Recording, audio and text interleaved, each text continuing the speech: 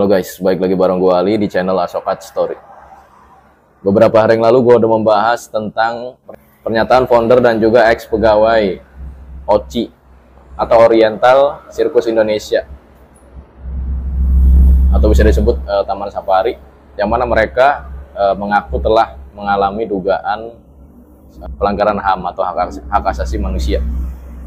Beberapa pelanggarannya adalah: yang pertama, mereka nggak digaji; yang kedua, mereka nggak pernah dikasih pendidikan yang layak sejak kecil. Dan di situ ada beberapa orang yang sudah speak up, yang mana posisi mereka itu adalah sebagai korban, guys. Ada Ibu Vivi, di situ ada Ibu Butet, terus yang sering diundang di podcast maupun di media nasional. Dan di video kali ini gue akan membahas lagi nih, guys, membahas lagi dari pernyataan ex pegawai laki-laki.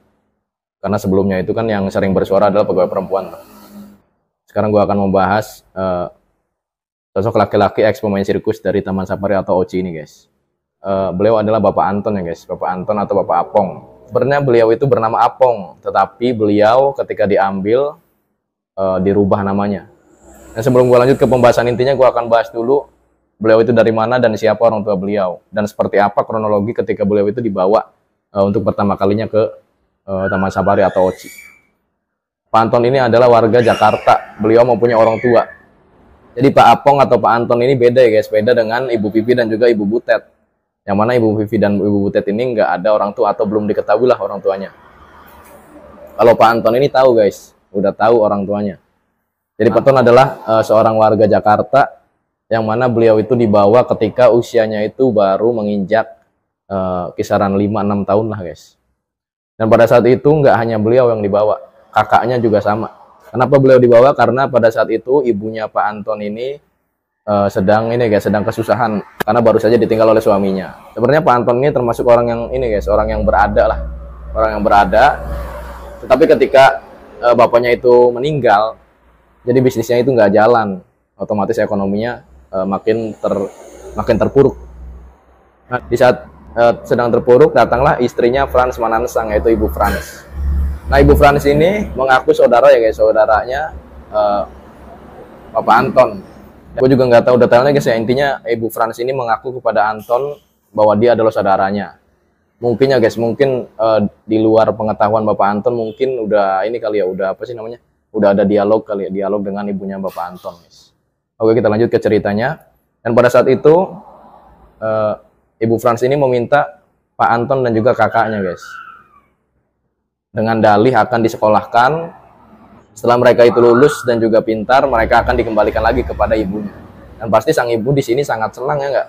Bagaimana nggak senang? Lu coba misalkan anak kita gitu kan, misalkan anak kita dibawa orang terus pengen disekolahin, sedangkan kita ekonominya lagi morat-marit gitu kan, pasti senang lah. Akhirnya dibawalah Pak Anton dan juga kakaknya. Tapi di sini dia nggak langsung dibawa ke Taman Safari, guys. Di sini mereka dibawa dulu ke sebuah rumah atau penginapan lah ya, selama 1 malam. Dan selama dia itu menginap, dia itu nggak dikasih makan, guys. Makanya di sini kakaknya Pak Anton ini inisiatif untuk kabur. Kabur kemana? Kabur ke rumah untuk balik. Nah, karena dia di situ merasa dicampakkan gitu, guys. Merasa dicampakkan, dan akhirnya dia pulang dengan membawa Anton, masih kecil. Ya, kisaran kira-kira umur Pak Antonnya itu 5 tahun, kakaknya Pak Anton, maksud juga kakaknya Pak Anton 10 tahun, guys. Jadi kalau 10 tahun ini udah bisa berontak lah kalau misalkan ada sesuatu yang nggak enak. Nah, besoknya Ibu Frans pun ke situ lagi tuh, geng, untuk menjemput kembali. Tetapi dia nggak mau ngebawa kakaknya Pak Anton. Dia hanya membawa Pak Anton doang, guys.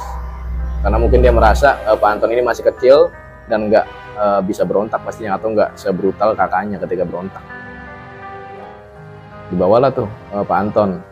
Tapi Pak Anton pun nggak langsung dibawa ke sirkus lagi, geng. Melainkan dia menginap dulu lah, biasa, geng. Menginap dulu semalaman. Besoknya beliau dibawa ke Cirebon, ke tempat sirkus ya, geng. Atau di mana OCI ini sedang melakukan pentas seninya di sana. Di situ dia dikenalkan dengan dunia sirkus untuk pertama kalinya. Jadi dari situ diajarin, terus juga disuruh lihat dulu. Di situ dia diperlihatkan tentang pertunjukan sirkus. Setelah itu besoknya Pak Anton pun langsung diajari main sirkus ya, geng. Dari mulai dasar-dasarnya, terus juga pokoknya semuanya lah ya, seluk-beluk sirkus diajarin. Dan di sini mulailah nih awal permasalahan yang viral ini terjadi. Pada saat itu Pak Anton dan teman-teman seangkatannya dilatih dengan sangat keras. Contohnya, seandainya mereka itu nggak bisa melakukan salah satu gerakannya yang diperintahkan oleh founder dari Taman Safari ini, mereka pasti mendapat pukulan, guys. Hari demi hari berlalu, tahun demi tahun berlalu, ibunya Pak Anton pun meninggal di saat Pak Anton ini sudah menginjak remaja, geng. Ibunya Pak Anton ini meninggal, tetapi nggak pernah dikasih tahu atau diberi kabar lah oleh Ibu Frans selaku orang yang membawa Pak Anton ke OC atau Taman Safari ini, guys. Dan pada saat itu kenapa Pak Anton bisa tahu? Pak Anton itu tahu dari kakaknya, geng. Kakaknya yang sedang menonton sirkus OC ini. Dan pada ini pun, geng, Pak Anton itu memiliki tanda di kakinya. Makanya pada saat itu ketika kakaknya itu melihat Pak Anton dan dia merasa bahwa ini adalah adiknya gitu kan, yang udah lama dibawa lah oleh Ibu Frans. Seketika itu dia pun mendekati Anton nih, geng. Mendekati Pak Anton untuk apa? Untuk menanyakan perihal kakinya, geng. Setelah sepatunya dibuka dan terlihat tanda di kakinya itu bahwa ada ciri khusus gitu kan, ciri atau tanda lahir lah. Akhirnya fix nih, udah dipastikan bahwa itu adalah Pak Anton atau adik. Akhirnya di sini pun Pak Anton diberitahu ya, geng, bahwa ibunya telah meninggal, dan Ibu Frans itu beberapa kali datang ke rumah untuk memberikan amplop. Tapi dia nggak banyak ngomong, geng, cuma ngasih amplop terus udah. Dari cerita ini Pak Anton pun bisa menyimpulkan ya, geng, bahwa dia telah menjadi korban penipuan. Kenapa? Karena pertama dia nggak disekolahin, kedua dia nggak dikasih kabar tentang ibunya yang meninggal oleh Ibu Frans. Di sisi lain Pak Anton pun nggak berniat ya, geng, nggak berniat untuk keluar dari OC atau Taman Safari ini. Kenapa? Karena beliau merasa kalau misalkan keluar nih mau kemana lagi. Sedangkan di situ beliau udah dikasih makan, kerjaan juga udah ada.